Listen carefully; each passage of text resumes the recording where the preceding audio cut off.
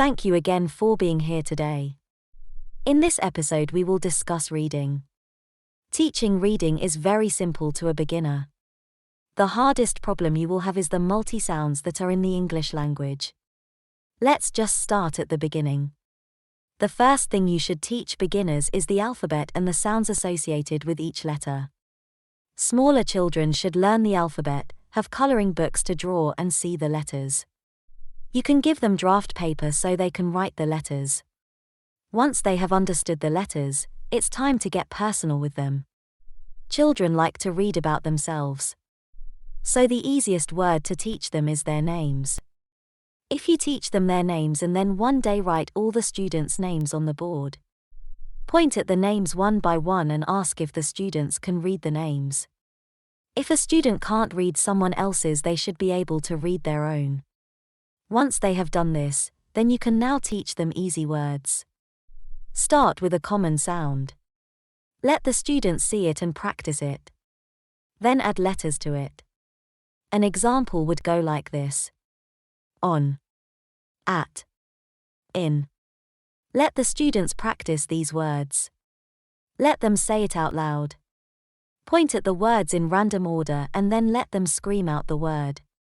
Once you are convinced they know it, add letters.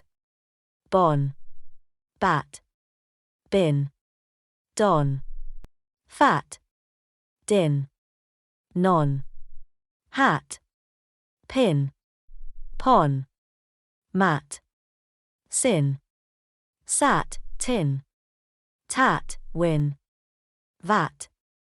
As you can tell, by teaching the students 3 small words, we have now taught them 21 more words. If you want to be creative, you can now use these 21 words and put them into a sentence and see who can read it. The fat cat sat on a tin pin in a rat bin on a mat. Ask any student if they are able to read it. Go slowly and help them if they need help. Now you can teach them words in the classroom. Teacher, whiteboard, door, window, desk, paper, pencil, erasure, etc. This is where the flashcards on the walls come in handy. Now they can read the word and you can show it to them. The door is on the door. The window card is on the window. Once the students have learned a group of words, then you can teach them sentences. Don't teach them grammar, but just how to write common everyday sentences. How are you? My name is. I am 5 years old. Let them learn the easy sentences so they can practice. Once they have learned small sentences, then change some of the vocabulary. Her name is. She is 5 years old. Lisa sat on a chair. I want to go to the kitchen now can be written as I want to go to the library. Continue teaching them small phrases that they can speak in order for them to write small sentences. One old book series, Dick and Jane, taught millions of young Americans to read, and that method is still used today. See Dick. See Jane. See Dick chase Jane. Run Jane run.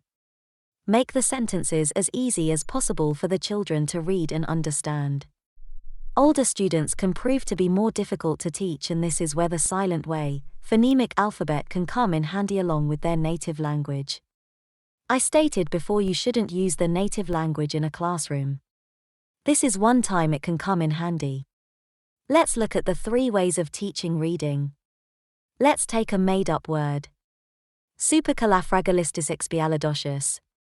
As you can tell, there is no meaning for this word. Ask the students to speak the word and 99% of them will not be able to try. However, if you teach with the native language, you can have them speaking this word in 5 minutes. First, you must break down the word into syllables. Su, per, cal, a, frag, a, lees, tick, x, pi, a, la, do, sias. Now, as you can tell, there is 14 syllables in this word. You can use the native language or broken English to explain the pronunciation to the word. Su, per, cal, a, frage, a, lees, tick, x, p, a, la, do, shush. As you can tell, I made up the writing for the sounds and put them under the word. Now have the students read the sentence looking below. You can go one step further and have one student go to the board and write down every sound, in the native language text, that you make for each syllable. Speak each syllable and have the student write the sound in the native language under it. Speak it clearly and slowly so the student can write the correct sound.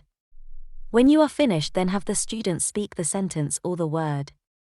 A third way is to break the sentence down and have the students look at the silent way chart that you gave them earlier to know the sounds and how they are written. In each area they should have the native sound. They then can break the sentence up and use the chart to find the correct way the word is spoken. You can use the phonemic alphabet if you have previously taught them, but blended sounds like sias will not work well in this case to teach reading. However, the silent way chart may. You, as a teacher, must show words and read the words to the students so they can learn patterns to be able to read. Like the example in the previous paragraph, sometimes it is necessary to do so. That is all the time we have for today. Thank you for being here today. I hope to see you next time.